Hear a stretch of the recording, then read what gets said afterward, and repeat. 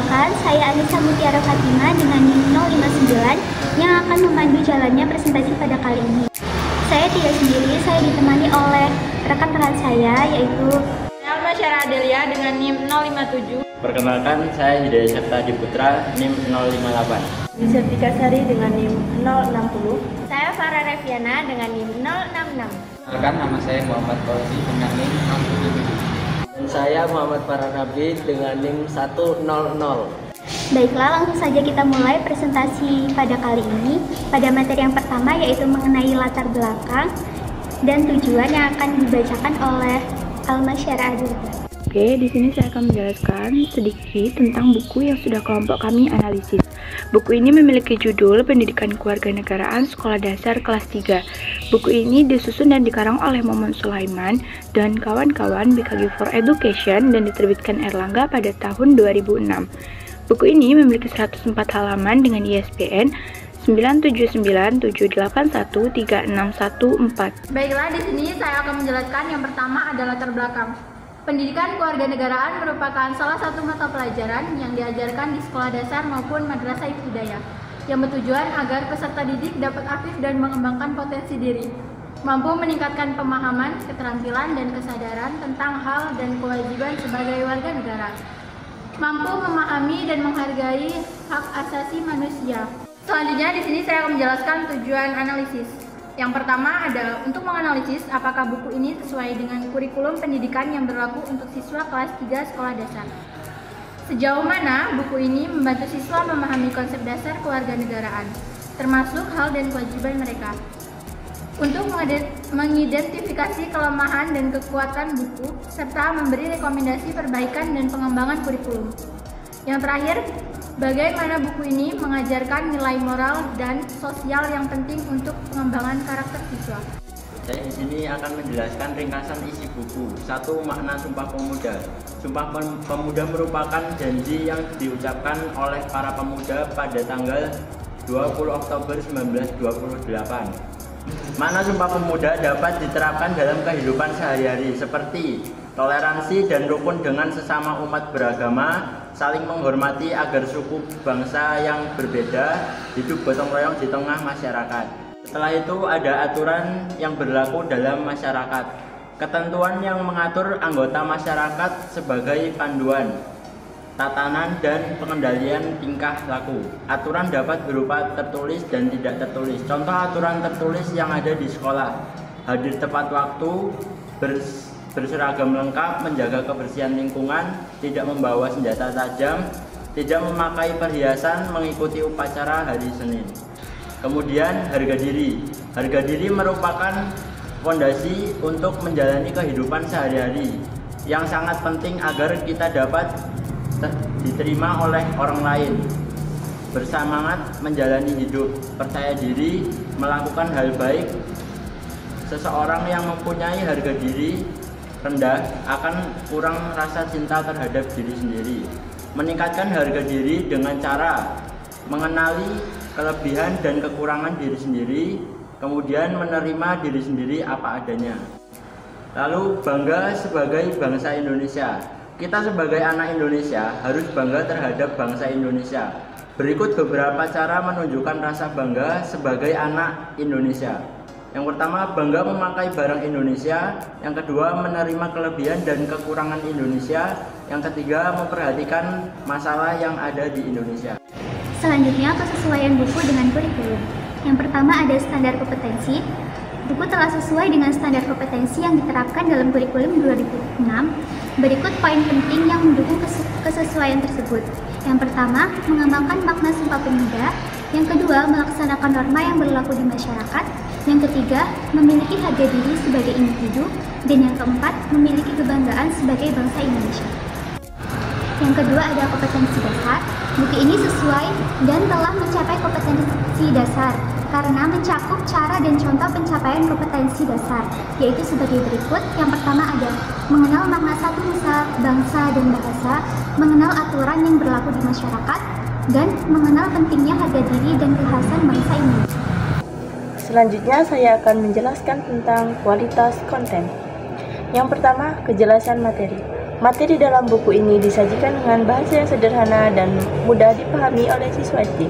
Setiap bab dimulai dengan tujuan pembelajaran yang jelas, sehingga siswa dapat memahami apa yang akan mereka pelajari. Contohnya, setiap topik dilengkapi dengan penjelasan singkat dan contoh yang relevan, yang memudahkan siswa dalam menyerap informasi. Yang kedua, kelengkapan informasi. Buku ini mencakup aspek penting dalam pendidikan kewarganegaraan dan dilengkapi contoh implementasi di kehidupannya, sehingga menjadi informasi di buku ini cukup lengkap. Yang terakhir ada relevansi contoh. Salah satu kekuatan buku ini adalah kemampuannya meningkatkan materi dengan kehidupan sehari-hari. Misalnya, dalam membahas tentang kerukunan, buku ini menyertakan contoh-contoh situasi nyata yang sering dihadapi oleh siswa, seperti pergaulan di sekolah dan interaksi dengan teman-teman dari latar belakang yang berbeda. Hal ini memberikan siswa pemahaman yang lebih baik tentang bagaimana nilai-nilai kewarganegaraan diterapkan dalam kehidupan sehari-hari. Baiklah, pembahasan yang selanjutnya adalah mengenai bahasa dan penyajian yang ada pada buku PKN kelas 3 SD. Yang pertama ada bahasa. Bahasa yang digunakan dalam buku ini menggunakan bahasa yang sederhana dan mudah dipahami sesuai dengan tingkat pemahaman siswa kelas 3 SD. Istilah-istilah yang digunakan dalam buku ini menggunakan istilah-istilah yang cukup jelas, sehingga siswa dapat memahami konsep yang disampaikan tanpa kesulitan. Contohnya saat menjelaskan mengenai hak dan kewajiban. Buku ini menggunakan kalimat pendek dan contoh-contoh yang dekat dengan kehidupan sehari-hari siswa, sehingga siswa dapat memahami dengan mudah, seperti hak untuk bersekolah dan kewajiban untuk menghormati guru. Yang selanjutnya adalah struktur penyajian. Struktur penyajian yang ada di buku ini sangat sistematis dan logis. Setiap bab disusun dengan urutan yang jelas, dimulai dari pengantar, diikuti dengan penjelasan materi, dan diakhiri dengan latihan-latihan soal. Contoh struktur yang umum ditemukan dalam buku ini yang pertama menjelaskan mengenai tujuan pembelajaran dan apa yang akan dibahas.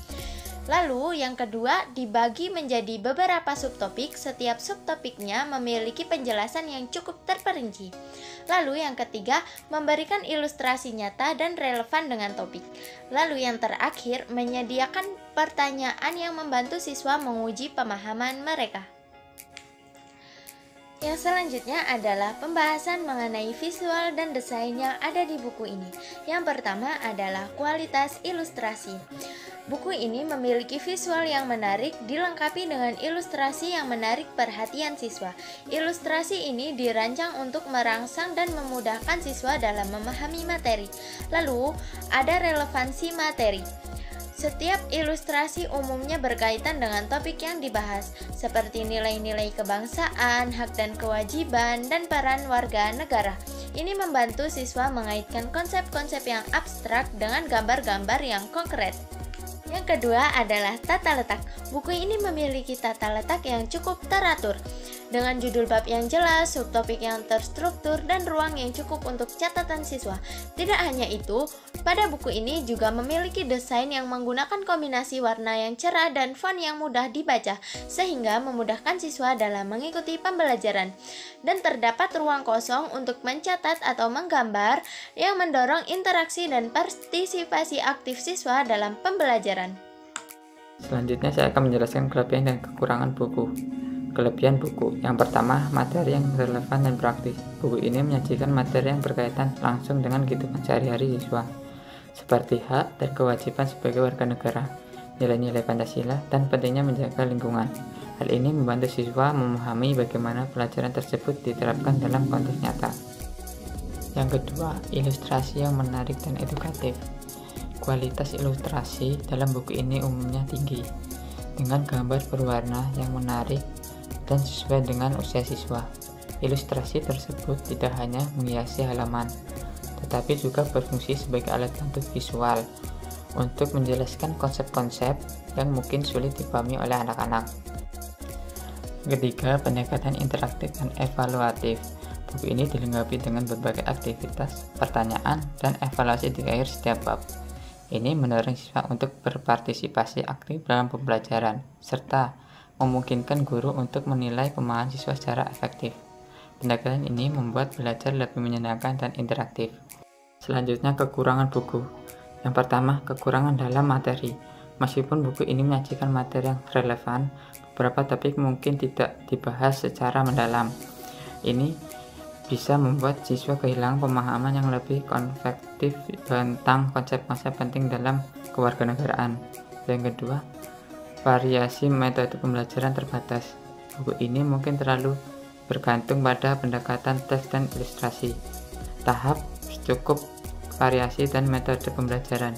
Misalnya kegiatan interaktif seperti pemahaman atau proyek kelompok bisa lebih digunakan untuk meningkatkan keterlibatan siswa. Yang ketiga, keterbatasan dalam menyesuaikan untuk beragam gaya belajar. Buku ini mungkin tidak sepenuhnya mempertimbangkan beragam gaya belajar siswa. Beberapa siswa mungkin lebih cocok dengan pembelajaran kinestetik atau visual yang lebih dinamis. Sementara buku ini cenderung mengikuti formal lebih tradisional. Dan yang selanjutnya rekomendasi. Rekomendasi dibagi menjadi 3 bagian. Yang pertama, tambahan lebih banyak kegiatan praktis dan interaktif di setiap bab, seperti permainan peran atau diskusi kelompok. Ini dapat meningkatkan keterlibatan siswa dan memperkuat pemahaman mereka terhadap materi.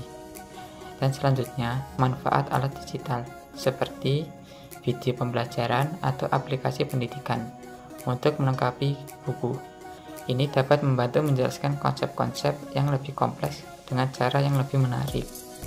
Dan selanjutnya, sediakan proyek jangka panjang yang melibatkan siswa dalam kegiatan nyata. Misalnya, mengadakan kampanye kebersihan atau kegiatan sosial lainnya untuk menerapkan nilai-nilai kewarganegaraan. Oke, saya di sini akan menjelaskan tentang kesimpulan dan saran dari laporan hasil analisis buku mata pelajaran pendidikan kewarganegaraan di sekolah dasar. Dapat disimpulkan bahwa buku pendidikan kewarganegaraan untuk SD kelas 3 yang dikarang oleh BKG for Education dan diterbitkan oleh Erlangga merupakan sumber belajar yang baik untuk relevan dan ilustrasi yang menarik. Buku ini mampu menarik perhatian siswa dan memfasilitasi pemahaman mereka tentang hak dan kewajiban sebagai warga negara, nilai-nilai Pancasila, serta pentingnya partisipasi aktif dalam masyarakat. Itulah tadi penyampaian materi dari kelompok kami. Semoga dapat memberikan ilmu yang baik pada kita semua ke depannya.